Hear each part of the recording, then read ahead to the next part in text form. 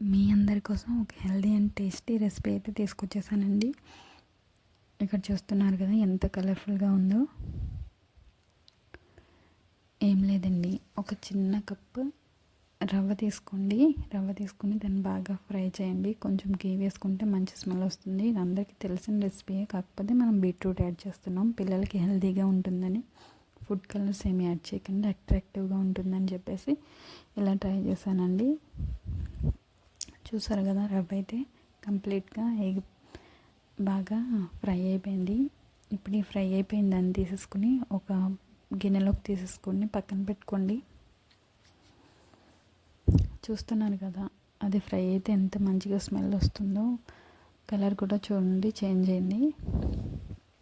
తర్వాత కొంచెం నెయ్యి యాడ్ చేసుకోండి ఇదే బాండీలో. దీన్ని కొంచెం ఎక్కువ వేసుకోండి నెయ్యి, ఎందుకంటే బీట్రూట్ ఫ్రై అవ్వాలంటే కొంచెం ఎక్కువగానే పెడుతుంది. నేనైతే చూసారా చిన్న కప్పుడు బీట్రూట్ తీసుకున్నానండి. మనం ఇలా చేసేటప్పుడు బీట్రూట్ ఎక్కువ అండ్ రవ్వ తక్కువగా ఉండేటట్లు చేసుకోవాలి. బీట్రూట్ ఎక్కువ వేసుకుంటే మనకి హెల్దీ అండ్ టేస్ట్ కూడా ఎక్కువ యాడ్ అవుతుందండి. బీట్రూట్ వల్లే మనకి మంచి ఫ్లేవర్ అనేది యాడ్ అవుతుంది. చూస్తున్నారు కదా, బీట్రూట్ ఇలా ఫ్రై అయిపోయిన బీట్రూట్లోకి మనం ముందుగా వేపి పెట్టుకున్న రవ్వ ఉంటుంది కదండి, ఆ రవ్వనైతే దీంట్లో వేసుకుని బాగా కలుపుకోవాలి.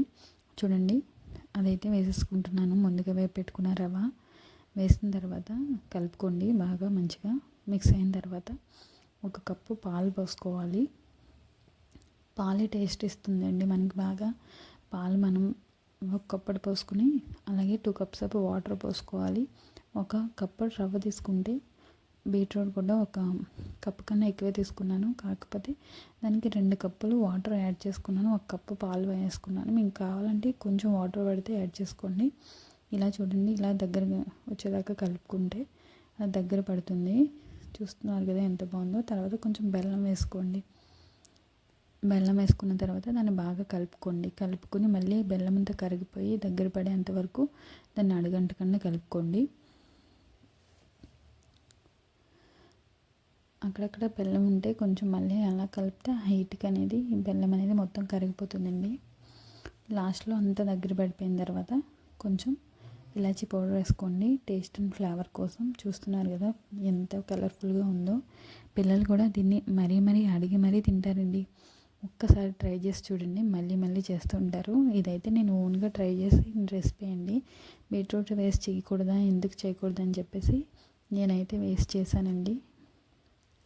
నాకైతే చాలా నచ్చింది. మా ఇంట్లో వాళ్ళు కూడా బాగా ఇష్టపడి తింటారండి. ఒకసారి మీ పిల్లలకి పెట్టండి, వాళ్ళు మళ్ళీ అడిగి మరీ తింటారు. చూస్తున్నారు కదా ఎంత బాగుందో.